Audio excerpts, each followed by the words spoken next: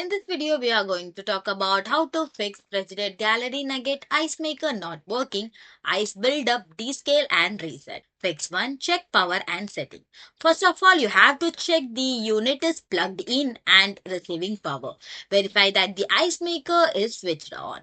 Fix 2. Check water supply. You have to ensure that the ice maker is connected to the water line and the valve is fully open. If you see any kind of blend or blockage in the water line, you just have to replace it. And you have to replace the water filter too if it hasn't been changed in over 6 months, as a cloth filter can restrict the flow. Fix 3. Clean and remove ice blockage.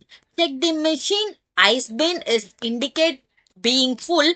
You just have to remove the ice bin from its inspect, and you just have to throw away frozen chunk around the agar and clean the ice bin thoroughly. 4. Reset the ice maker. First of all, you just have to turn off the ice maker and unplug it from its power source.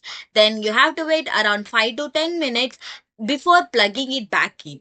Then you have to switch the unit on after waiting.